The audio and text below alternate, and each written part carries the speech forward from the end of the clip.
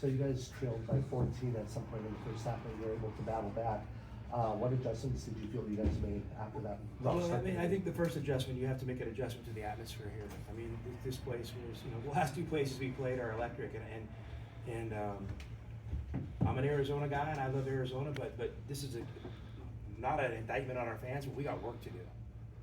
There's a gap. There's a gap between Kansas and Iowa State in these game day atmospheres and their fan support. I mean, it was awesome today, crazy. I mean, I'm just out there listening to their senior speeches.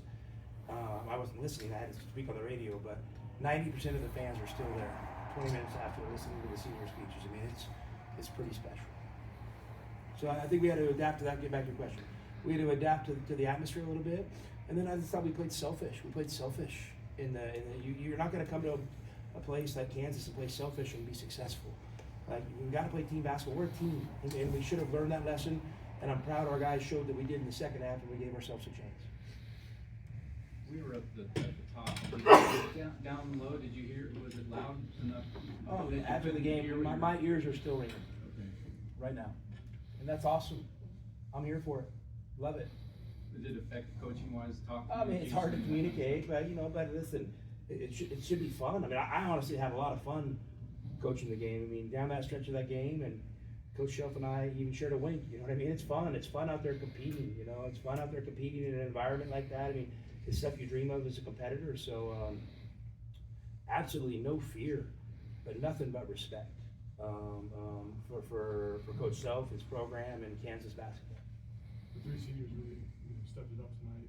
Under Dickinson, especially down low, was just a problem. How were you trying to manage Well, that? he's a problem. I mean, he started making some perimeter shots, and listen, at some point, with a guy like him, you probably got to pick and choose who you're living with.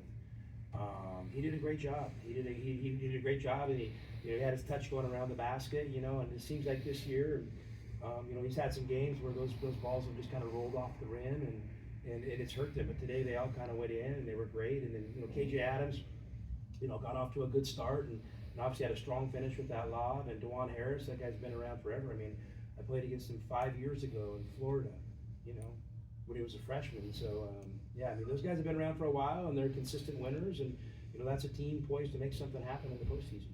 Did you have to make any adjustments with Henry picking up a third foul early in the second half, or how did that I mean, we were trying a few different things here and there, but I wouldn't say anything like out of the norm. It wasn't like we had to shred the game plan. And, honestly, when we made our run, we finally started executing our game plan.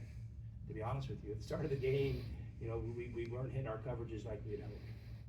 When you saw them, kind of getting on the offensive glass, was that just kind of, just unlucky bounces? Well, I mean, a little bit has to do with our defensive coverage. I mean, there's some give and take there, and obviously we're playing back on some of those ball screens, and they're doing a good job, kind of shooting those floaters and their soft misses, and kind of creating small little number and size advantages on the glass, and that's the give and take of basketball.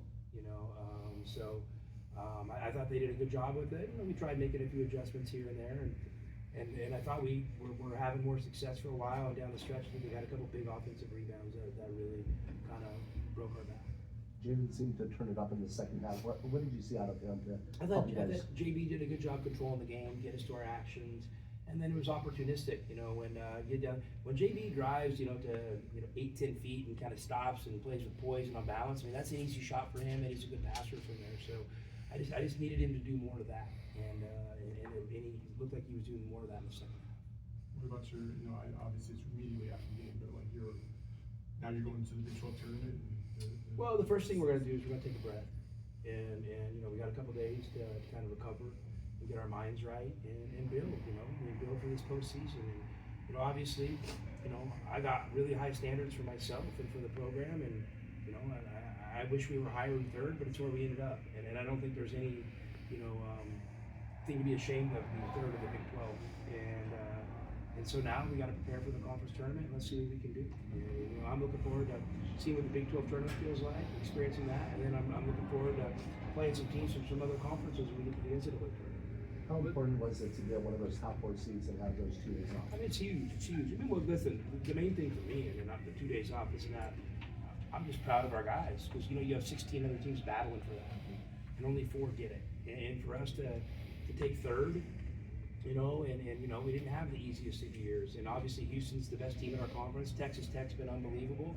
for us to kind of be next on the ladder, you know, show something. I mean, you know, obviously you see how good Kansas is today, and Kansas didn't get third. So, you know, I mean, I think that's a testament to our guys. I think you said something at the beginning of the season about you're just kind of new kid on the block kind of deal. You got Iowa State and Kansas really having the end of the year. Yeah, man, hey, listen, we love being in the Big 12. And we're here to earn any respect we get. We're not asking for anything.